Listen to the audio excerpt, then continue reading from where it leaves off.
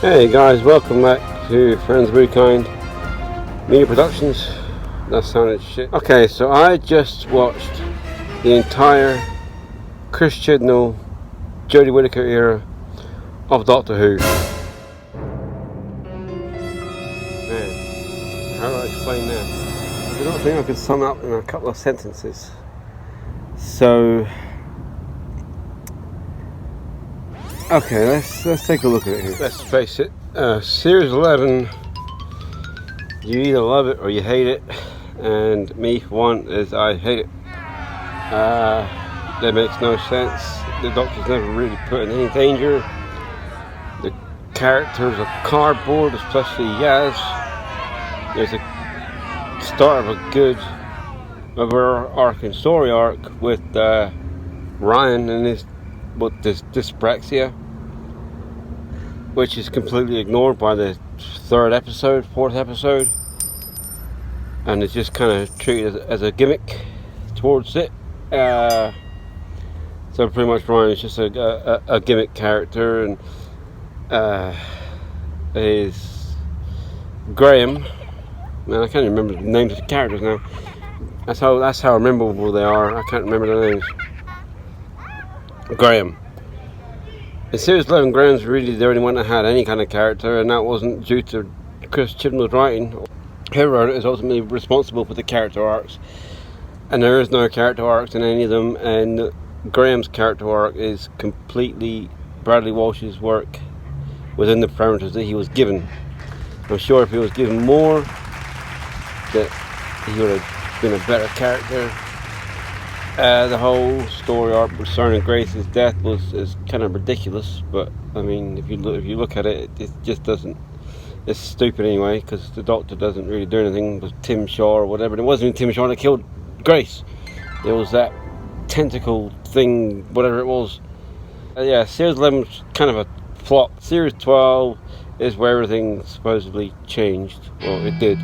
Series 12, you had the return of Captain Jack for, well, one episode, but it wasn't even in the whole episode, and it wasn't even really a whole scene. Altogether, it was like a whole scene, but it wasn't the Jack and the Doctor. It was Jack and Graham, and then Brian, and then Yaz or whatever, and they all got confused in the whole gimmick of, oh, the Doctor's female. Let's make fun of that. Let's, try and say, oh, have an upgrade and all this crap. And Silverfox said she, and that's just like, no. I normally at this point would rant on and on and on about the timeless children, but let's just say this. Chris Chibnall took the Who out of Doctor Who with that episode. So now we know who the Doctor is. Right? So the show is not Doctor Who, it's Doctor. But wait, the child's name is not Doctor. The child's name is not Doctor, it's just a timeless child. So it's not Doctor Who anymore. It's a whole new show. Yeah, think about that. Think about that one. Yeah. He took the Who out of Doctor Who, and then he took the Doctor out of Doctor Who. So, like, what's the show's name, Chibs? Is it Chibs? Is it The Timeless Child? Come on. And it's not just that. I mean, it contradicts. Well, at this point it's 60 years, but when it came out it was 58 years or whatever of writers writing stories about a character who we weren't ever supposed to have a origin story of. That was the intriguing part of the whole show. That's why it's called Doctor Who. If there was going to be a backstory to start with, this would have been the backstory to start with, and it would have been called The Timeless Child. For a person that said, he didn't like the Cardinal Master Plan and then carried it out anyway. It's basically the same thing. Basically. That is basically the Cardinal Master Plan. Then we've seen it with Chibnall come in, even though back in whenever it was, the 80s, Chibnall came out on TV and said it was crap. But anyway, Series 13, Flux. Definite improvement. In all honesty, the Flux series is probably, I wouldn't say the best of the new series, probably definitely top 3. I mean, my favourite series 4, obviously. maybe it's better than Series 5. I like how it was all one story intertwined. It did have its problems, but I mean, what doesn't? Well, it's a Chibnall show, and for somebody who lowered the bar so much, it's surprisingly good. I mean, there's only 6 episodes or something like that. It's a pretty decent season. I liked it. I enjoyed it. My favourite one is probably, let's say my favourite part of Flux was probably the Angels, because that was actually the scariest that we've seen the Angels since Blink, actually. The specials. What was it? The Eve of the Daleks. That was just crap. The Legend of the Sea Devils. I much preferred the Sea Devils' last outing, The Borders of the Deep, and that is the worst ever Doctor Who episode.